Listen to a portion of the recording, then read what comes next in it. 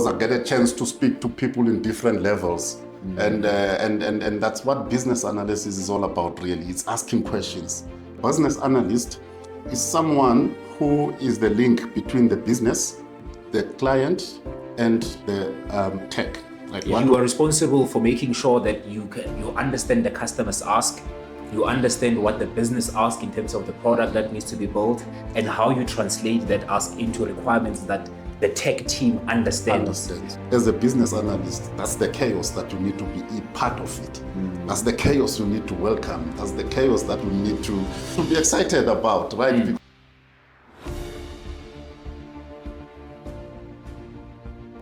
So I want you to just share with us, like when you look back, especially like in the beginning of your career, right? Because I think this could be relatable to someone maybe who's starting or who's new into this career, right?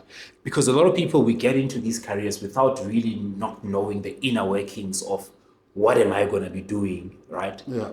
So what helped you survive and grow, especially earlier on when you step into this role and you did not have a clue about what this role was? Like, what helped you grow and survive and actually build a career? So, business analysis, right? It's built from understanding your environment, like being curious and learn about the environment. You could be a call center agent working in a financial industry company for a bank. If you understand how things work in that bank, that's when you get curious, right? You then tomorrow you want to go and understand the call that I received. I forwarded it to Alec. Alec explained this thing to me. Then maybe tomorrow I need to go and sit with Alec to learn more about that product, what there was an issue with from the client.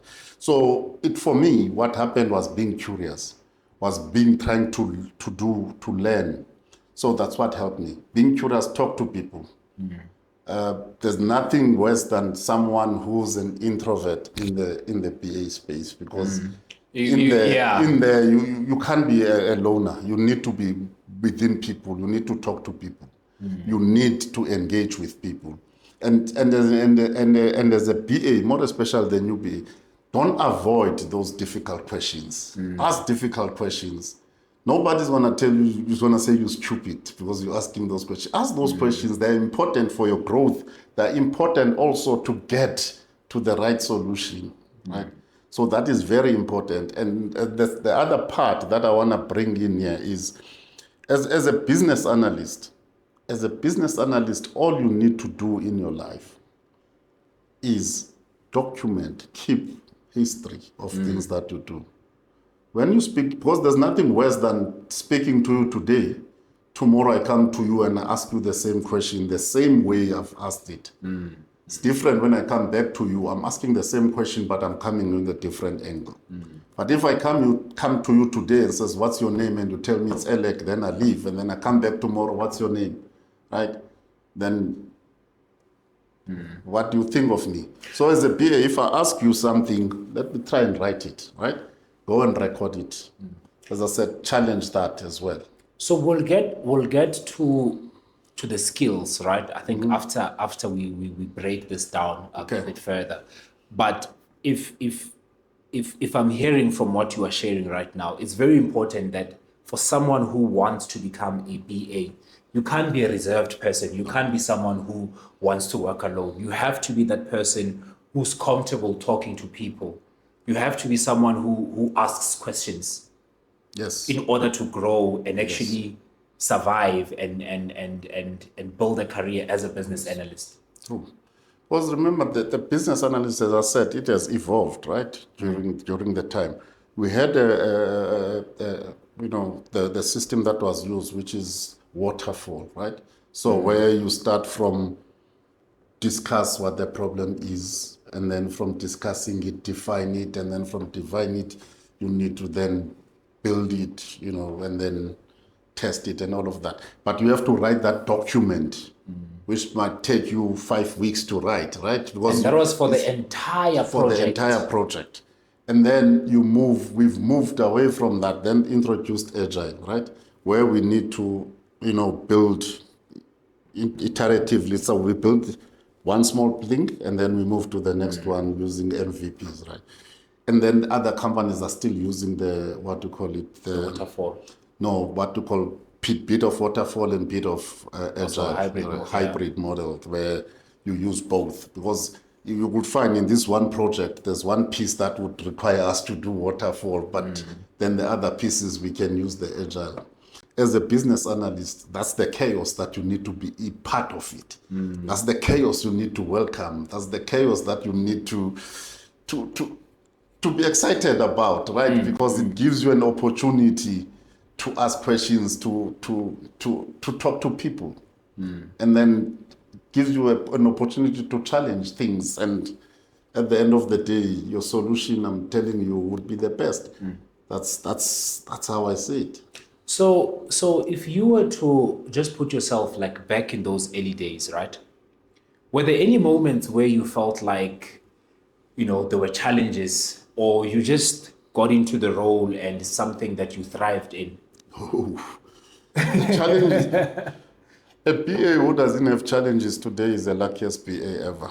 Yeah. The one challenge is the ambiguity from the stakeholders, where they don't really know what they want. They said, we want this, but when you go away and try and do it, you realize this person is not what they want. Yeah. So that's the challenge number one. Challenge number two is that what I told you, that the way they perceive you as a BA would tell you what to do. You write it down and then you give it to the developers to develop it, and then the developers will tell you, no, this is wrong. Rewrite it. Write it this way. Yeah. And that's another challenge that I had. And also the competing interests from the stakeholders, always. which is the biggest challenge, I think, that a business analyst come across, because those interests would be the nice where you have to tell this person, yes, I see this thing that you want.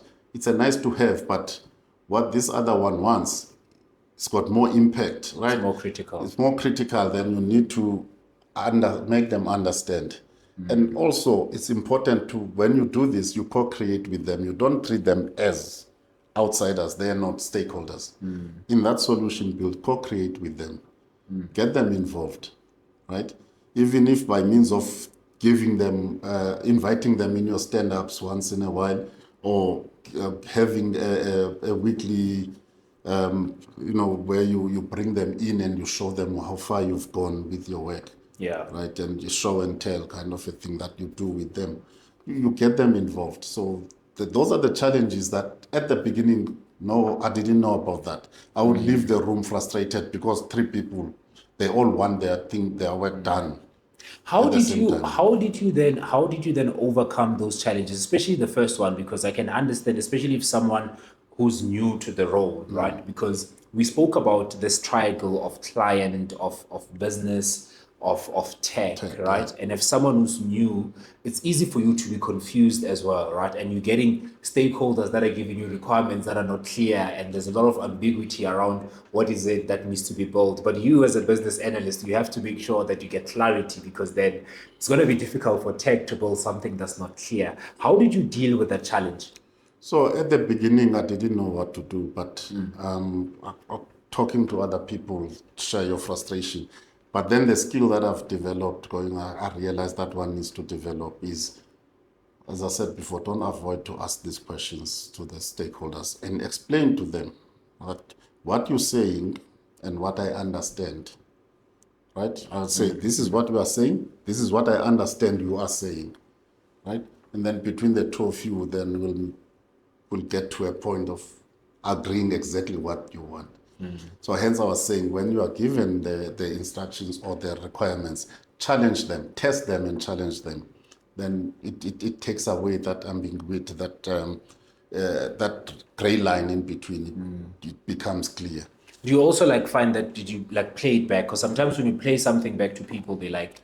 Exactly, playing back. That's why I says co-create. So sometimes draw a picture, right? Take a quick context diagram. Says, this is what you want. We put it in the middle, but these are the inputs that needs to go into what you want. These are the outputs does that make sense? Is that what you want? drawing that small picture, then it makes clear sense maybe to that person and realize that, okay, what I'm looking for is not really this.